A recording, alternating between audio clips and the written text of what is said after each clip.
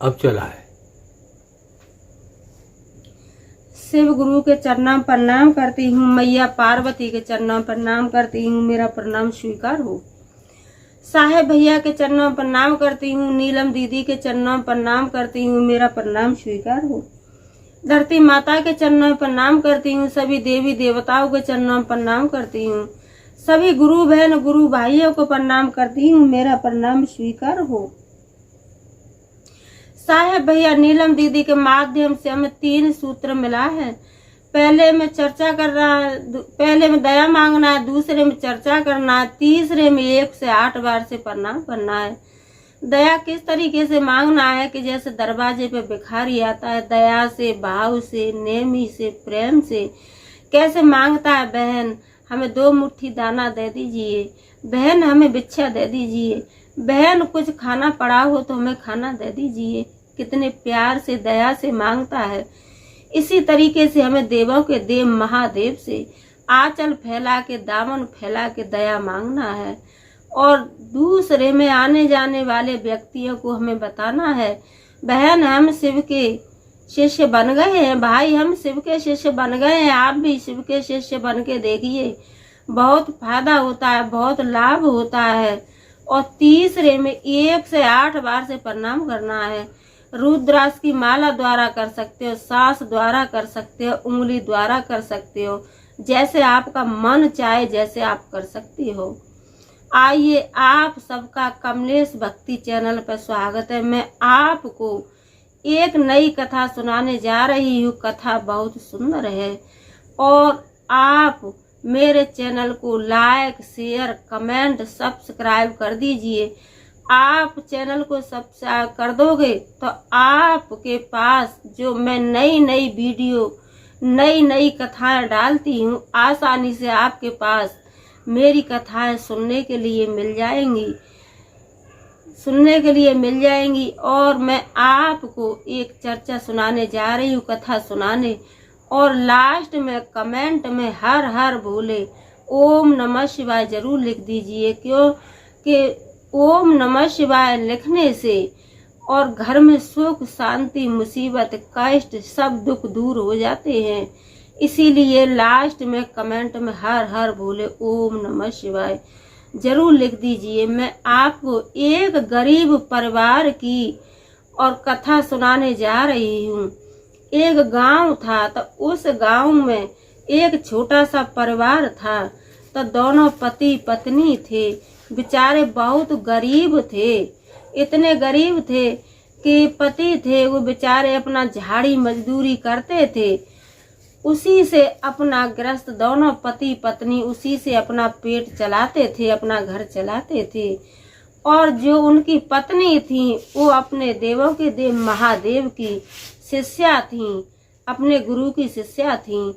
तो वो बेचारी अपना पूजा पाठ करती थी और 3 सूत्र का पालन करती थी। तो बेचारी बड़ी गरीब थी, तो उनके पास न रहने के लिए मकान था, न पहनने के लिए कपड़ा थे। बड़ी मजबूर थी बेचारी, इतनी मजबूर थी कि उनके पास में कहीं आस पास और पीने के लिए पानी भी नहीं था।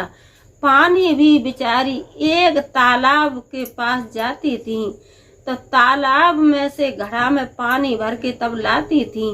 तो आकर के बेचारी कहती थी कि हे प्रभु, हे मेरे देवों के देव महादेव, मुझे आप कितना कष्ट दोगे, कितनी मुसीबत दोगे। मेरे प्रभु मुझ पर दया कीजिए, मुझ दुखिया पर दया कीजिए। मेरे प्रभु मैं तो आपका 3 सूत्र का पालन करती हूँ और शिव चर्चा में भी जाती हूँ और शिव चर्चा घर में भी करती हूँ, प्रभु दया कीजिए। इसी तरीके से अपना दया करती थी, 3 सूत्र का पालन करती थी बेचारी।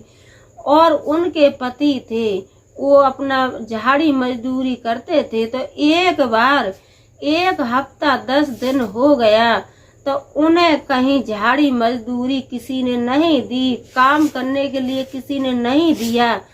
तो बेचारे बड़ी दुखी थी, दाने दाने के लिए, खाने खाने के लिए बहुत दुखी थी।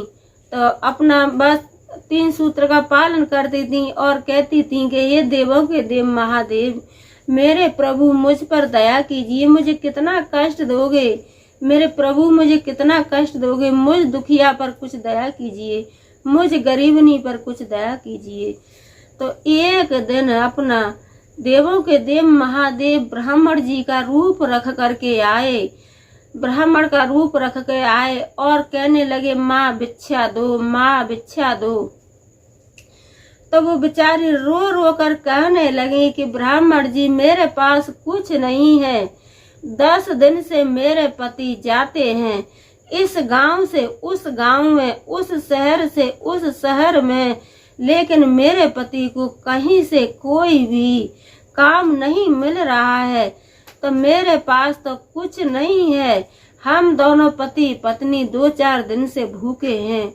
और ब्राह्मण जी मुझे आप ये बताओ कि हम जैसे दुखियों के लिए प्रभु के पास, प्रभु ने हमें न खाने के लिए दिया है, न पहनने के लिए दिया है, और न हमें रहने के लिए मकान दिया है, तो हमारे जैसे दुखियों को और प्रभु ने जन्म क्यों दिया? ब्राह्मण जी हमें ये बताइए कि हमारे जैसे दुखियों को, हम जैसे दुखी को और प्रभु ने जन्म क्यों दिया? किस लिए हमें धरती पे, पृथ्वी पे वजन बना करके रख रखा है? इसी तरीके से बात कर रही थी और कह रही थी कि प्रभु ब्राह्मण जी मुझे ये बताओ कि किसी किसी को तो प्रभु ने इतना धन दिया है कि दान कर रहे हैं और भंडारा चला रहे हैं और अपना परिवार भी चला रहे हैं और दुनिया में खूब तीर्थ यात्रा भी कर रहे हैं। उनके पास कोई चीज का कमी नहीं है, और हमारे पास हम लोग तो एक खाने को दाने दाने के तबाह हैं। तो जो ब्राह्मण जी थे वो ब्राह्मण जी तो नहीं थे, वो तो प्रभु ही थे। प्रभु की माया प्रभु ही जाने। प्रभु तो कुछ भी रूप अपना धारण कर सकते हैं, प्रभु कोई नहीं समझ सकता है। तो वो तो प्रभु थे। तो और कहने लगी कि ब्राह्मण जी हमें ये बताइए कि प्रभु ने हमको इतना गरीब बनाया है और किसी किसी को इतना धन दिया है कि भंडारा चला रहे हैं और भूखे को खिला रहे हैं, प्यासे को पिला रहे हैं और नंगों को कपड़ा पहना रहे हैं और घर मकान गाड़ी घोड़ा सब कुछ है, और हम जैसे को तो कुछ नहीं दिया है प्रभु ने। हम जैसा को तो प्रभु को जन्म ही नहीं देना चाहिए। इसी तरीके से और ब्राह्मण जी से कहने लगी और कहने लगी कि ब्राह्मण जी अब बताओ मेरे पास कुछ भी नहीं है। हम 4 दिन से पति पत्नी दोनों पानी पी करके अपना रात गुजार रहे हैं, अपना दिन समय पार कर रहे हैं। तो ब्राह्मण जी कहने लगे कि बेटा जो अच्छे कर्म करता है उसके लिए कोई चीज का कमी नहीं होता है, और बेटा जिसको प्रभु ने धन दिया है तो उसको जरूर दान करना चाहिए, भूखे को खिलाना चाहिए, प्यासे को पिलाना चाहिए और भंडारा कराना चाहिए, लंगर लगवाना चाहिए, शिव चर्चा करवानी चाहिए, और बेटा कभी भी घमंड नहीं करना चाहिए। कहते हैं कि जिसने धन का मन का घमंड कर लिया वो समझो कि एक तरह से बर्बादी की तरफ अपना जा रहा है। तो बेटा ऐसा ही होता है कि जिसने जैसा कर्म किया है उसे ऐसा ही मिलता है। तो कहने लगी कि बाबा ब्राह्मण जी मुझे भी कुछ ऐसा उपाय बताओ कि मेरे पास भी हर चीज से मैं भरपूर हो जाऊं। तो इतना कह करके और साधु जी ने अपनी झोली में से और थोड़ी सी रक्षा निकाली, और वो रक्षा थी जो भभूति बोलते हैं, भभूति थी। और साधु जी ब्राह्मण जी कहने लगे कि इस भभूति को अपने मड़ई के चारों कोने में डाल दो। इतना वो अंदर में गई डालने रखने के लिए, और साधु जी वहां से, साधु जी तो थे नहीं न ब्राह्मण जी थे, वो तो देवों के देव महादेव थे। तो क्या हुआ कि वो तो वहां से अंतर्याम हो गए और जो उन्होंने वो दी थी भभूति दी थी तो जहाँ जहाँ भभूति डाली थी वहाँ पर धन का कोई कमी नहीं रहा, और मड़ई थी वो भी अपना सोने की बन गई। तो ये देख करके गरीबनी बहुत खुशी हुई। और लौट करके उसके पति आए तो अपने पति को भी बताया कि मेरे घर पर एक ब्राह्मण जी आए थे और उन्होंने मुझे थोड़ी सी वो दी थी, उससे ही भभूति दी थी और मैं भभूति को चारों कोनों में रख दी। तो उसी से मेरा देखो एकदम से धन धान कोई चीज का कमी नहीं रहा। और जो मड़ई थी, मड़ई भी एक मकान के बढ़िया सा कोठी बंगला बन गया। इसी तरीके से कोई चीज का कमी नहीं रहा। तो जो गरीबनी थी उसको इतना घमंड आ गया कि जैसे उसने हर चीज को अपना देखा तो अपने पति से कहने लगी कि अब मेरे पास सब कुछ है, मैं कुछ नहीं करूंगी, और अब आप मेरे लिए एक नौकरानी रख दो, अब मैं कुछ नहीं करूंगी, मेरे पास तो इतना सब कुछ है। तो उसके पति थे, उन्होंने नौकर भी रख दिया, नौकरानी भी रख दी। तो नौकर पूरा काम करे, नौकरानी भी काम करे, फिर भी क्या करती थी कि नौकर को न नौकरानी को टाइम से खाने के लिए नहीं देती थी।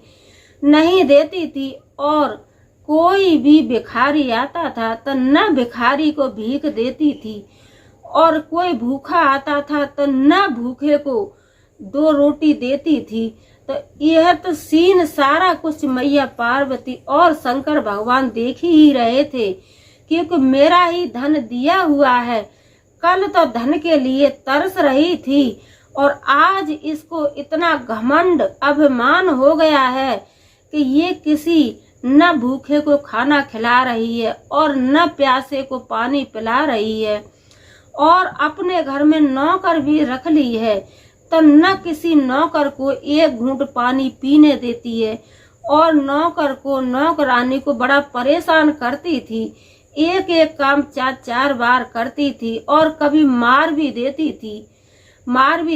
कहते हैं कि अपमान करती थी उसको धन को देख करके, और उसे इतना घमंड बढ़ गया कि वो सोचती थी कि अब मेरा जैसा कोई नहीं है। कहते हैं कि कभी धन का मन का कभी घमंड नहीं करना चाहिए। हमारा कुछ नहीं है, न हमारा है न आपका है, सारा कुछ तो प्रभु का है। प्रभु के चरणों में अर्पित कर दो, हमारा कुछ नहीं है। तो वो इतना घमंड करती थी। तो एक दिन देवों के देव महादेव और एक भिखारी का रूप रख करके आए और कहने लगे कि माँ भूख लगी है बहुत तेज, कुछ खाना हो तो दे दो। तो कहने लगी जाओ आगे बढ़ो, यहाँ किसी के लिए खाना नहीं है। तो वो कहने लगे, शंकर भगवान कहने लगे, वो तो साधु जी का रूप रख करके आए, कहने लगे माँ खाना नहीं है तो कुछ पानी पिला दो। तो पानी बोली यहाँ कुछ किसी के लिए कुछ नहीं है, जाओ हमारे दरवाजे से। इसी तरीके से करने लगी। तो देख करके और अपना गेट बंद कर लिया। तो शंकर भगवान तो गए परीक्षा लेने के लिए। अब वो अपने पर्वत पर पहुंच गए तो यही सीन अपना देख रहे तो उसके घर में कुछ नहीं रहा। धीरे धीरे हर चीज की कमी होने लगी। तो फिर अपने प्रभु को फिर कहने लगी कि हे प्रभु, मुझे तो आपने कुछ दिन के लिए ऐसा आराम दिखाया और अब फिर धीरे धीरे कम होता जा रहा है। प्रभु आपने ये क्या किया? तो प्रभु कहने लगे कि ये सारा कुछ मेरा ही दिया हुआ था और मैं ही तेरे घर पर एक भिखारी का रूप रख के गया था। तेरे से 2 रोटी मांगी तो 2 रोटी तूने नहीं दी, और मैं तेरे से पानी भी मांगा तो तूने मुझे पानी भी नहीं दिया। तो जैसे तू पहले थी ऐसे ही आज हो जाएगी। कहते हैं कि कभी भी धन को देख करके घमंड नहीं करना चाहिए और कभी किसी गरीब का अपमान नहीं करना चाहिए, प्यासे को पानी पिलाना चाहिए, भूखे को खिलाना चाहिए। क्यों कि हम नहीं जानते हैं, पता नहीं किसके नसीब से और हमको हमारा जीवन चल रहा है। कभी ये घमंड नहीं करना चाहिए कि हम इतना कमाते हैं कि हमारा कोठी है या हमारा इतना धन है। नहीं, हमारा कुछ नहीं है, सब कुछ प्रभु का है। इस चीज पर घमंड कभी नहीं करना चाहिए। तो उसके फिर नष्ट हो गया तो फिर अपना प्रभु कहने लगे कि ये सारा कुछ मैंने ही आपको दिया था और आपने ही मुझे मेरा अपमान कर दिया। तो फिर अपना दया मांगने लगी और कहने लगी कि हे प्रभु, मुझ दुखिया पर दान कर दो, मुझ दुखिया पर दया कर दो मेरे प्रभु। तो देवों के देव महादेव आप सब जानते ही हो, वो तो महान सर्वश्रेष्ठ देवता हैं, कितने सीधे हैं। वो तो जरा सी देर में ही उनका मन पिलक जाता है। ये सच्चे दिल से और एक लोटा पानी उन पर चढ़ा दो, एक बूंद पानी चढ़ा दो, वो उसी से खुश हो जाते हैं। तो देवों के देव महादेव दोबारा से फिर उसका इतना ही जो पहले था इतना फिर कर दिया। तो मैं यही कहती हूँ कि हे देवों के देव महादेव, जैसे आपने उस गरीबनी की मनोकामना पूर्ण की, ऐसे सभी गुरु बहन गुरु भाइयों की, सभी माता पिताओं की, सभी मेरे वीडियो देखने वालों की, सभी मेरे सब्सक्राइबरों की, सभी की मनोकामना पूर्ण करना। और आप नए हो तो मेरे चैनल को सब्सक्राइब कीजिए और लास्ट में हर हर बोले जरूर बोलिए। बोलो मैया पार्वती की जय, बोलो शंकर भगवान की जय, बोलो सच्चे दरबार की जय। 1 2 3 4 भोले जी की जय जयकार।